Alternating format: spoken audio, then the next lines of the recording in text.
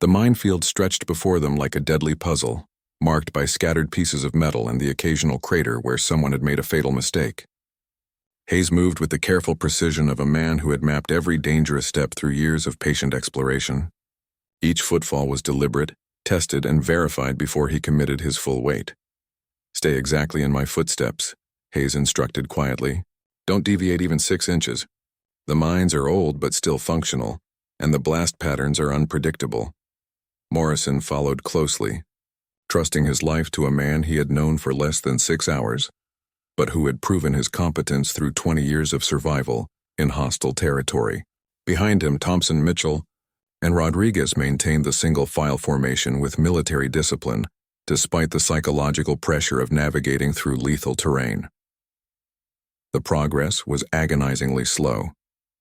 Hayes paused frequently to verify landmarks and confirm their position against mental maps he had created decades earlier. Each pause increased their exposure to pursuit, but rushing through a minefield was certain death, while careful navigation only carried significant risk. "Movement behind us," Mitchell reported quietly. "Multiple vehicles approaching Firebase Hayes. They'll discover our departure route within minutes." Hayes acknowledged the information without changing his careful pace. "Understood. But speed kills in here more certainly than bullets. We maintain steady progress and trust the minefield to discourage pursuit." The wisdom of Hayes's approach became apparent when they heard explosions behind them, followed by shouting and confusion. Their pursuers had attempted to follow their trail into the minefield without understanding the careful route Hayes had established. The ancient Soviet mines continued to fulfill their deadly purpose decades after their placement. As they moved deeper into the minefield, Hayes shared fragments of his survival story that revealed the incredible mental strength required to endure 20 years of isolation. He had maintained sanity through military discipline, continuing his mission when hope seemed impossible, and developing skills that transformed him from a conventional soldier into something approaching a special forces operator. The hardest part wasn't the physical survival. Hayes explained during a brief rest beside a crater that marked a mine detonation from years past. It was maintaining purpose when no one knew I existed. Every day required a conscious decision to continue the mission instead of giving up. Morrison understood the psychological challenge Hayes described. Military training prepared soldiers for combat, capture, and even death, but not for the kind of indefinite isolation Hayes had endured. His survival represented more than physical toughness. It demonstrated mental resilience that exceeded normal human expectations. "What kept you going?" Thompson asked quietly. Hayes smiled with an expression that held 20 years of accumulated wisdom. "The knowledge that everything I learned, everything I documented, would eventually matter. I wasn't just surviving. I was serving. Every piece of intelligence I gathered brought us closer to ending this conflict." The route through the minefield required navigation around obstacles that spoke of the region's violent history. Destroyed vehicles marked attempts by various forces to clear or traverse the area.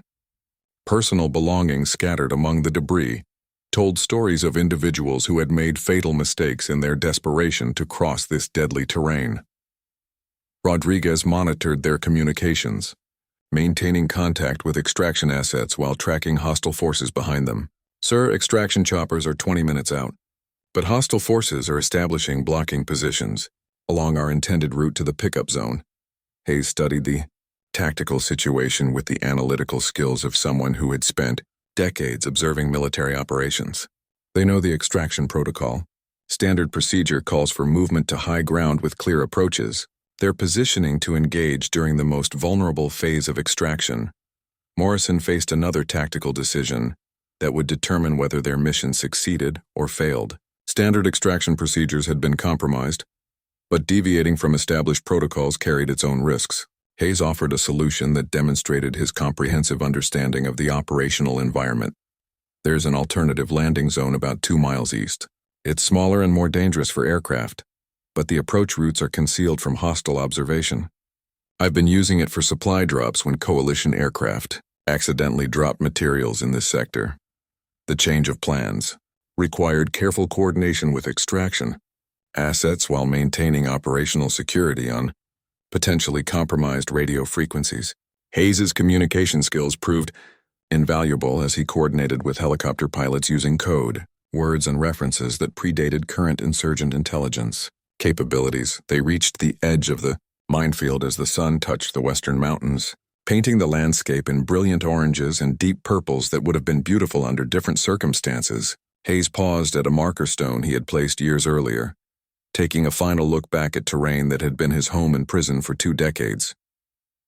20 years, he said quietly, and now it's over in a single afternoon. The extraction zone was a natural clearing surrounded by rocky terrain that provided excellent defensive positions, but required precision flying from the helicopter crews. Hayes had chosen the location with careful attention to tactical requirements, creating a site that maximized their security while minimizing exposure. As they established defensive positions around the landing zone, Morrison reflected on the incredible chain of events that had transformed their simple capture mission into a rescue operation with strategic implications. Hayes represented more than just a surviving soldier. He was a symbol of military dedication that transcended normal expectations of duty and sacrifice. The sound of approaching helicopters grew louder, accompanied by the distant noise of hostile vehicles attempting to reach their position. The final minutes of their extraction would determine whether Hayes's 20 years of service would culminate in successful mission completion or tragic failure at the moment of rescue. Incoming birds, 2 minutes out, Rodriguez reported. Hostile vehicles approximately 3 minutes behind them. Hayes checked his personal equipment one final time, securing the journal and maps that documented 20 years of intelligence gathering. His movements carried the calm efficiency of a professional soldier, preparing for the most important moments of his career. Command, this is Hayes. Requesting priority intelligence briefing upon arrival at base. I have time-sensitive information that could prevent significant coalition casualties in ongoing operations. The response came immediately. Hayes' briefing team is standing by. Welcome home, soldier. Hayes smiled with genuine emotion for the first time since Morrison had found him in the underground command center. After 20 years of isolation, he was finally going home. But more importantly, his mission was complete. The intelligence he carried would save lives and potentially change the course of coalition operations throughout the region. The helicopters appeared over the ridgeline with the distinctive sound of rescue, their rotors creating clouds of dust as they descended into the confined landing zone. Hayes moved toward the aircraft with steady steps, carrying 20 years of dedication and sacrifice toward a reunion with the army that had never forgotten his service. Even when they believed he was dead, Morrison followed, knowing he had participated in one of the most remarkable rescue missions in military history. They weren't just extracting a soldier. They were bringing home a legend who had proven that the human spirit could survive anything when sustained by duty, honor, and unwavering commitment to mission accomplishment. Sarah Martinez sat in the back corner of her high school classroom, trying to make herself invisible. At 17, she had mastered the art of blending into the background. Her long dark hair always hung like a curtain around her face, and she wore oversized hoodies that swallowed her small frame. The other students barely noticed her existence, which was exactly how she wanted it. Sarah, can you answer question number 5? Mrs. Henderson's voice cut through the morning math lesson. Sarah's heart raced as 20 pairs of eyes turned toward her. She mumbled the correct answer so quietly that Mrs. Henderson had to ask her to repeat it twice. A few students snickered, and Jake Morrison, the star quarterback, rolled his eyes dramatically. Speak up, ghost girl. Jake whispered loud enough for half the class to hear. More laughter followed. Sarah's cheeks burned with embarrassment, but she said nothing. She never said anything. Fighting back would only make things worse, and she had learned that lesson the hard way years ago. During lunch, Sarah found her usual spot in the library. She pulled out a worn paperback novel and tried to lose herself in someone else's story. The librarian, Mrs. Chen, was one of the few adults who treated Sarah with genuine kindness. How are you doing today, dear? Mrs. Chen asked softly as she shelved books nearby. Fine, Sarah replied, though they both knew it wasn't true. Mrs. Chen had noticed the way Sarah flinched when people moved too quickly near her, how she always chose seats near exits, and how she wore long sleeves even on the hottest days. The older woman suspected there was more to Sarah's quiet nature than simple shyness. But she never pushed for answers. After school, Sarah walked the long way home to avoid the groups of students who hung around the parking lot. Her house sat at the end of a quiet street, looking normal from the outside. White picket fence, neat lawn, flower boxes under the windows. Nobody would guess what happened behind those cheerful walls. She opened the front door carefully, listening for signs of her stepfather's mood. The smell of alcohol hit her immediately, even though it was only 3:30 in the afternoon. Beer bottles littered the coffee table and the TV blared a sports channel. "You're late," growled a voice from the living room couch. "Sorry, Mr. Davis, I had to stop at the library," Sarah said quietly, not mentioning that she had actually taken the longer route home on purpose. Richard Davis had married her mother 3 years ago, shortly after Sarah's father died in a car accident. At first, he seemed nice enough, bringing flowers and taking them out to dinner. But the real Richard emerged after the wedding papers were signed. Her mother worked double shifts at the hospital to avoid being home, leaving Sarah alone with him most evenings. "Don't lie to me, girl," I called the school. "Classes ended at 2:45. His words slurred together as he stood up unsteadily. Sarah's stomach dropped. She had forgotten that he sometimes called to check on her, another one of his ways to maintain control. She backed toward the stairs, but he was already moving closer. "I'm sorry. I won't be late again," she said, keeping her voice steady despite the fear coursing through. "Her damn right you won't." His hand struck her across the face with a sharp crack that echoed through the room. Sarah's head snapped to the side, but she didn't cry out. She had learned not to give him the satisfaction of seeing her pain. The hit wasn't as bad as some others, but it would leave a mark that she would have to cover with makeup tomorrow. "Go to your room and stay there," he commanded, already turning back to his beer and television. Sarah climbed the stairs quickly, her cheek throbbing. In her bedroom, she locked the door and pulled out a small mirror from her desk drawer.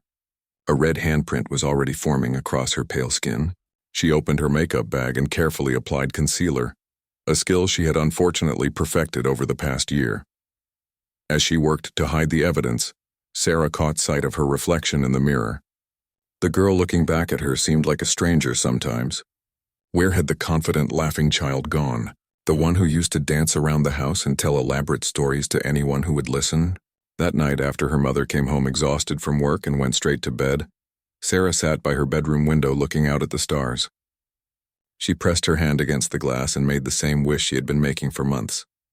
That someday, somehow, she would find the strength to fight back.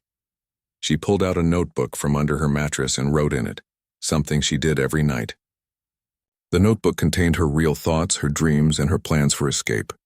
Writing helped her remember who she really was underneath all the fear and silence. Tomorrow would be another day of pretending everything was normal, another day of being invisible, another day of survival. But deep inside, Sarah held on to a tiny flame of hope that things could change. She didn't know how or when, but she believed that her current situation wasn't permanent. As she finally drifted off to sleep, Sarah didn't realize that her journey toward finding her inner warrior was about to begin. The quiet girl who seemed so fragile to everyone around her was carrying reserves of strength that even she didn't know existed. The marks on her body told one story, but her spirit was writing another entirely different tale. The next morning would bring new challenges, but it would also bring the first small step toward the transformation that would eventually shock everyone who thought they knew Sarah Martinez. The girl they saw as weak and broken was about to prove them all wrong, though the path ahead would test every ounce of courage she possessed. The Thursday writing workshop became Sarah's lifeline. After a tense conversation where her mother convinced Richard that the workshop would look good on college applications, Sarah found herself sitting in Ms. Rodriguez's classroom with 4 other students who shared her passion for storytelling. There was Marcus, a junior who wrote science fiction stories about distant planets, and Jenny, a sophomore who crafted beautiful poetry about nature. David wrote mystery stories, and Angela focused on historical fiction. At first, Sarah felt intimidated by their confidence and the easy way they shared their work. "Remember, this is a safe space," Ms. Rodriguez said during their first session. "We're here to support each other and grow as writers. There's no judgment, only encouragement and honest feedback." Sarah clutched her notebook tightly, wondering if she had made a mistake. But when Marcus read a story about a boy who could communicate with machines, and the others offered thoughtful suggestions about character development and plot pacing, she began to relax. "Sarah, would you like to share something?" Ms. Rodriguez asked gently. Sarah's mouth went dry. She had brought a short piece about a girl who found strength in silence, but now it seemed too personal, too revealing. "It's okay if you're not ready," Ms. Rodriguez assured her. You can just listen today. But something about the accepting atmosphere made Sarah brave. She opened her notebook with shaking hands and began to read in a voice barely above a whisper. The story told of a young woman who discovered that her scars formed a map to her inner strength, and that each painful experience had actually been preparing her for something greater. When she finished, the room was completely silent. Sarah's heart sank, thinking her story was terrible compared to the others. Then Angela spoke up. That was beautiful, Sarah. The way you described how pain can transform into power. I've never heard anything like it. The imagery was incredible, Marcus added. You made me feel everything the character felt. Ms. Rodriguez smiled proudly. Sarah, you have a unique voice. Your writing has an honesty and depth that's very rare. For the first time in years, Sarah felt proud of something she had created. Over the following weeks, she began to participate more actively in discussions and workshops. Her confidence grew with each story she shared, and she started to see herself differently. The writing workshop also introduced Sarah to new perspectives. Through her classmates' stories, she learned about different cultures, experiences, and ways of thinking. Marcus had overcome a learning disability to excel in school. Jenny had moved 5 times in 3 years due to her father's military service. David had struggled with anxiety that once kept him from leaving his house. Everyone in the group had faced challenges, but they had found ways to channel their experiences into creative expression. Sarah began to realize that she wasn't alone in her struggles, and that pain could indeed become a source of strength. One afternoon, Ms. Rodriguez asked Sarah to stay after the workshop ended. The other students gathered their things and left, chatting about their plans for the weekend. Sarah waited nervously, wondering if she was in trouble for something. I wanted to talk to you about your writing, Ms. Rodriguez said, sitting down across from Sarah. You've made tremendous progress in just a few weeks. Sarah felt a warm flush of pride at the compliment. But more importantly, I've noticed changes in you as a person. You're speaking up more, making eye contact, contributing to discussions. The quiet girl from the back of the classroom is becoming someone much stronger. Sarah nodded, feeling the truth of those words. The workshop had given her something she had never experienced before. A place where her voice mattered, where her thoughts and ideas were valued. I want to ask you something, Ms. Rodriguez continued. There's a regional writing competition for high school students. The theme this year is Hidden Strength. I think you would have an excellent chance of winning. Sarah's eyes widened. A competition? The idea was both thrilling and terrifying. I don't know if I'm good enough, Sarah said hesitantly. Sarah, you are absolutely good enough. But more than that, you have stories that need to be told. Stories that could help other young people who might be facing similar challenges. That evening, Sarah sat in her bedroom thinking about the competition. She had been writing more regularly, filling notebook after notebook with stories, poems, and observations about life. Her characters were becoming stronger, more complex, and more willing to fight for what they believed in. She pulled out her notebook and began writing a new story specifically for the competition. It was about a girl who had been silenced by fear and circumstance, but who discovered that her experiences had given her unique insights and strength. The girl learns to use her voice not just to save herself, but to help others who were trapped in similar situations. As Sarah wrote, she realized that the story was her own, barely disguised by fictional elements. She was writing about finding the courage to speak up, about recognizing that surviving difficult circumstances had made her resilient, not weak. The words flowed easily, as if they had been waiting inside her for years, ready to be released.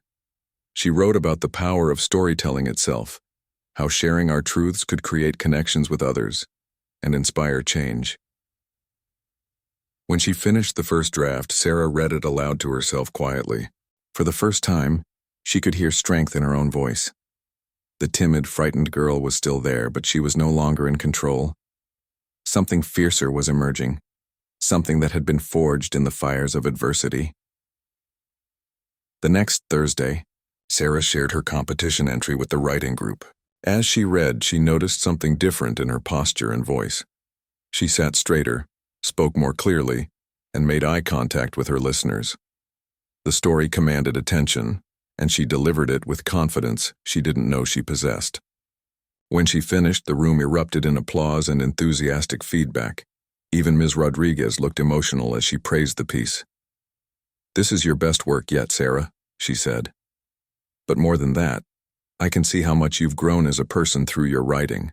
You're finding your voice in more ways than one." Sarah submitted her entry to the competition that week, feeling a mixture of nervousness and excitement. Whether she won or lost, she had already achieved something more important. She had discovered that she was not the weak, helpless girl that everyone thought she was.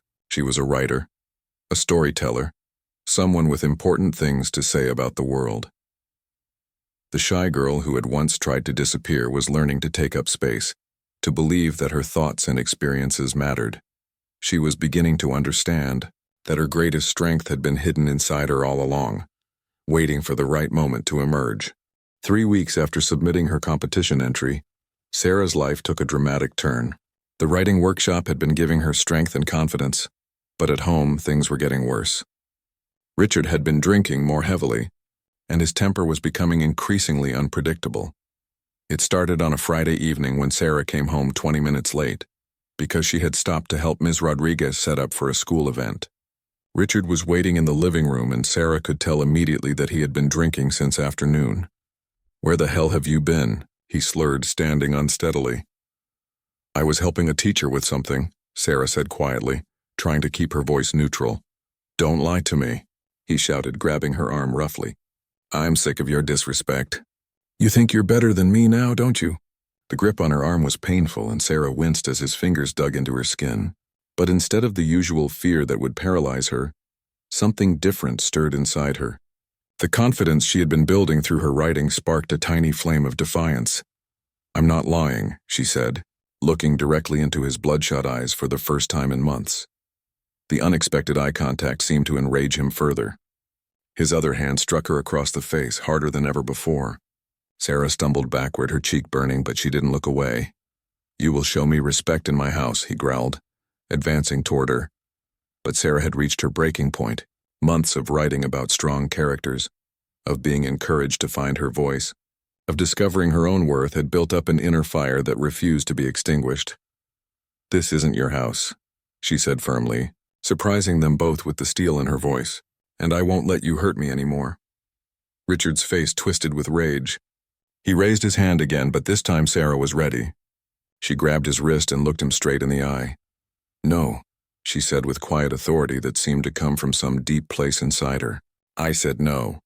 For a moment they stood frozen in a battle of wills. Richard was bigger and stronger, but Sarah's determination was like a shield around her. Finally he jerked his arm away and stumbled backward. "You little," he started to say, but Sarah cut him off. "I'm going to my room. Don't follow me." She walked past him with her head held high, her heart pounding but her steps steady. In her bedroom, Sarah locked the door and sank onto her bed, shaking from adrenaline rather than fear. She pulled out her phone and, for the first time, considered calling the number Ms. Rodriguez had given her, but she wasn't ready for that step yet. Instead, she opened her notebook and began to write. The words poured out of her like water from a broken dam. She wrote about the moment she had stood up to her tormentor, about the feeling of power that came from refusing to be victimized. She wrote about discovering that courage wasn't the absence of fear, but the decision to act in spite of it. Over the weekend, the tension in the house was thick enough to cut. Richard avoided her, which was fine by Sarah. She spent her time writing, and with each word she felt stronger. She was creating characters who fought back, who found ways to escape difficult situations, who discovered their own inner warriors. Monday brought unexpected news. Ms. Rodriguez pulled Sarah aside after English class with a huge smile on her face. "I have wonderful news," she said, barely containing her excitement. "You won first place in the regional writing competition." Sarah's mouth fell open in shock. What? Are you sure?" "Absolutely sure." The judges were unanimous in their praise. They said your story was the most powerful and moving entry they had ever read in this competition. Sarah felt tears spring to her eyes, but for the first time in years, they were tears of joy rather than pain. "I can't believe it." "There's more," Ms. Rodriguez continued. "The first place winner receives a full scholarship to a summer writing program at the State University.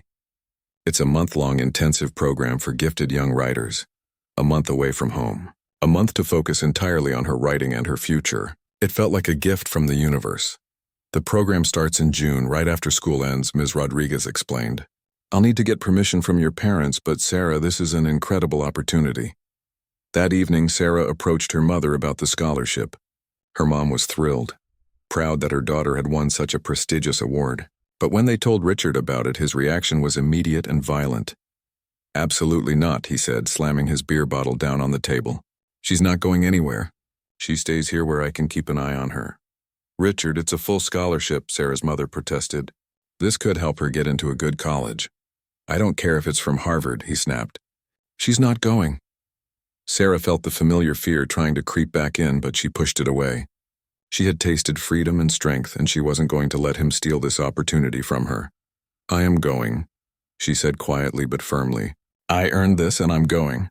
Richard's face turned red with rage. He stood up quickly, his chair scraping against the floor, and moved toward Sarah with his fist raised. But this time Sarah was ready. This time she had allies. If you touch me, I'm calling the police, she said, pulling out her phone. And I'm calling my teacher, and I'm telling them everything. Richard stopped mid-stride, suddenly realizing that something had changed. The frightened, compliant girl he had been terrorizing was gone, replaced by someone who would fight back. You wouldn't dare, he said. But uncertainty crept into his voice. Try me, Sarah replied with ice-cold determination. Her mother stared at both of them, finally beginning to see the dynamic that had been playing out in her house. Sarah could see the wheels turning in her mom's mind, the pieces falling into place. That night, Sarah heard her parents arguing in their bedroom. She couldn't make out all the words, but she heard her mother's voice getting stronger and more insistent as the conversation continued. The next morning, Richard was gone. Her mother explained that he had left to stay with a friend for a while to think things over. Sarah suspected that her mother had finally given him an ultimatum. At school, Sarah walked with her head high for the first time. She sat in the front row of Ms. Rodriguez's class instead of hiding in the back corner. When Jake Morrison tried to make his usual joke about the ghost girl, Sarah looked him directly in the eye and said calmly, My name is Sarah, and I won the regional writing competition. What have you accomplished lately? Jake's mouth fell open in surprise, and several other students turned to look at Sarah with new interest and respect. Ms. Rodriguez beamed with pride as she watched Sarah claim her space in the classroom. The transformation was remarkable.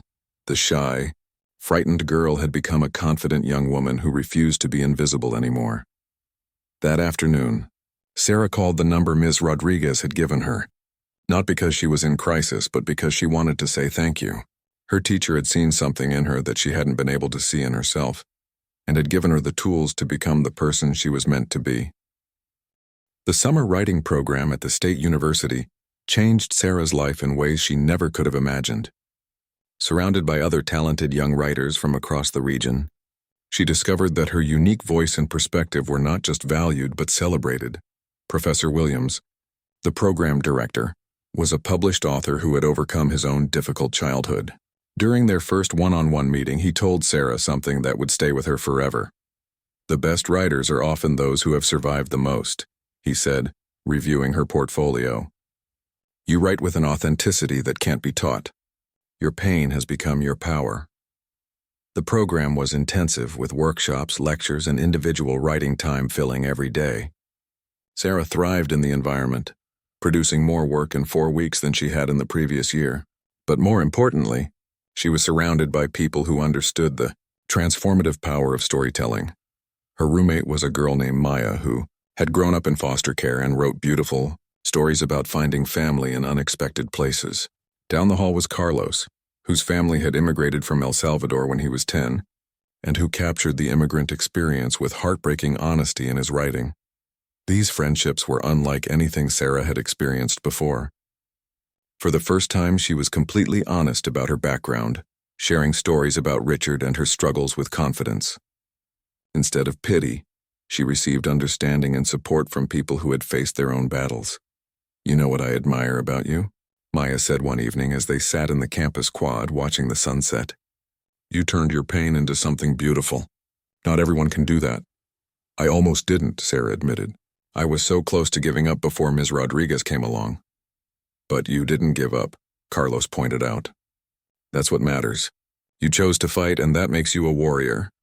The word warrior struck Sarah powerfully.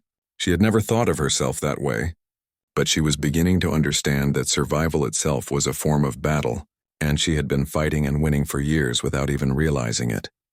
During the third week of the program, Sarah received a call that would test her newfound strength. Her mother was on the other end, crying. "Richard wants to come back," her mom said through tears. "He says he's changed, that he's been going to anger management classes. He's promising things will be different." Sarah's heart sank. She had hoped that her mother's brief taste of peace would help her see clearly, but the old patterns were pulling her back. "Mom, he hasn't changed," Sarah said firmly. "People like Richard don't change just because they take a few classes. He'll hurt us again. But Sarah, I don't know if I can make it on my own. The bills, the house payments. I'm scared." "You're stronger than you think you are," Sarah said, echoing words that Ms. Rodriguez had once said to her. "And I'll help you. We can figure this out together." They talked for an hour, with Sarah sharing everything she had learned about domestic abuse during her research for various writing projects. She had studied the cycle of violence, the promises that abusers make, and the statistics about repeat offenses. "I'm not coming home if he's there," Sarah said finally. "I won't put myself back in that situation, and you shouldn't either." It was the hardest conversation she had ever had with her mother, but Sarah held firm. She had learned that sometimes loving someone means refusing to enable their harmful choices. A few days later, her mother called back with good news. She had decided to file for divorce and had contacted a lawyer who specialized in domestic violence cases. She was scared but determined to build a new life for both of them. "You gave me courage, Sarah," her mom said. "Seeing how strong you've become made me realize that I could be strong too." The final week of the writing program culminated in a public reading where students shared their best work with an audience that included family members, local writers, and university faculty. Sarah had been chosen to read her competition-winning story, along with a new piece she had written.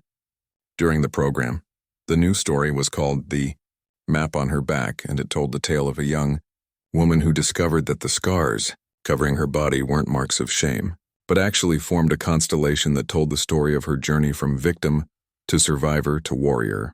Each mark represented a battle fought and won, a moment when she chose to keep going despite the pain. Standing at the podium in front of 200 people, Sarah felt a moment of familiar fear.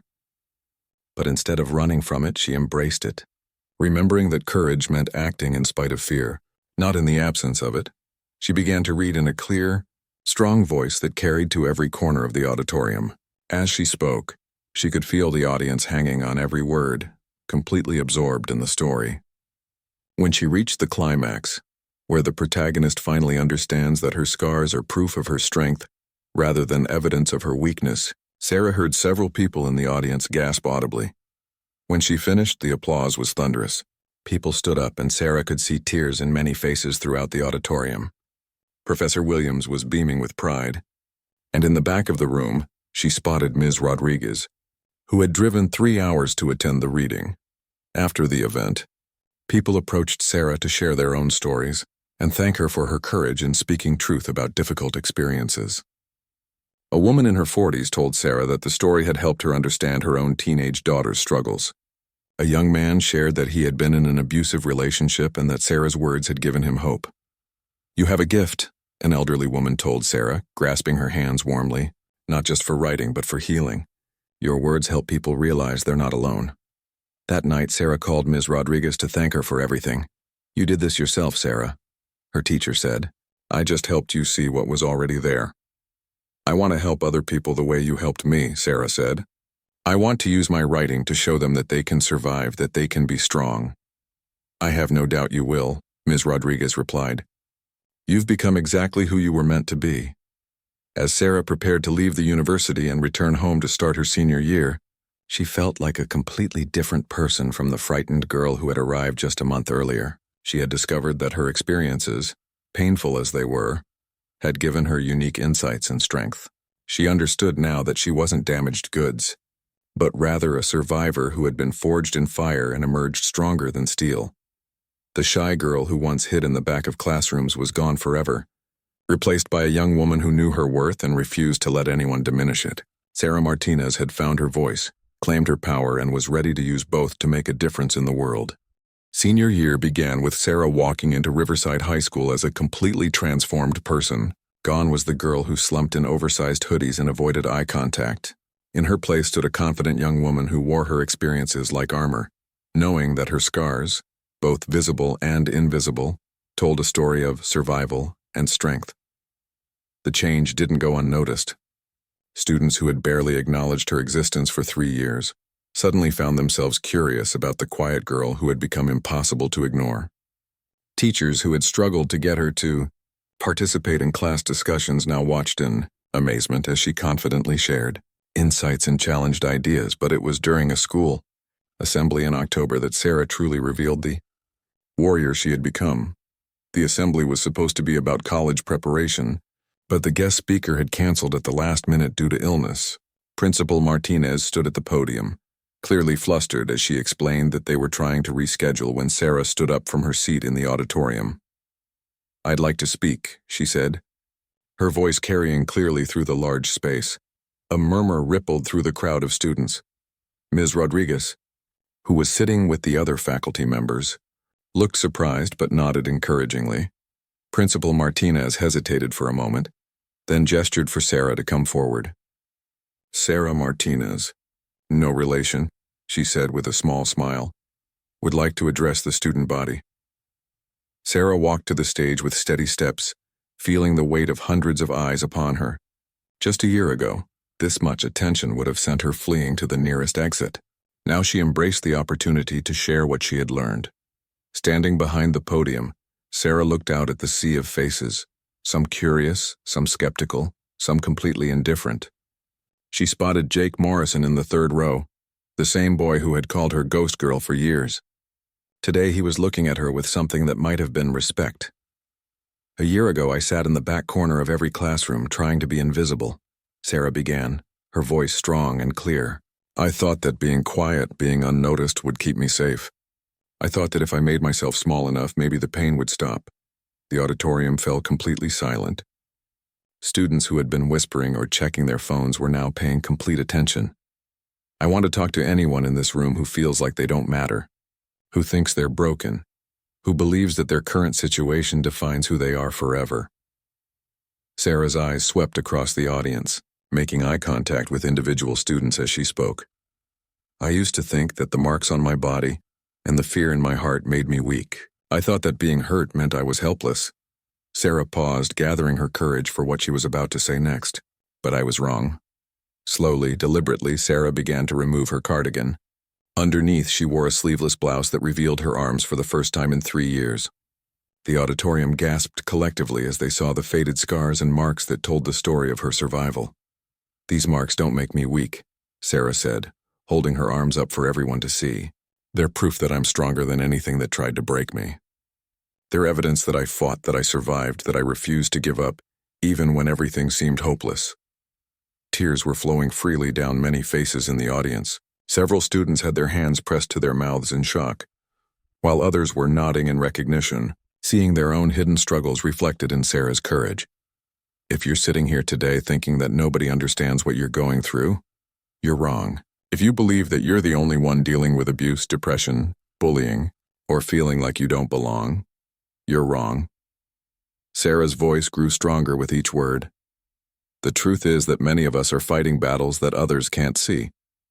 But that doesn't mean we're fighting alone, and it definitely doesn't mean we're weak."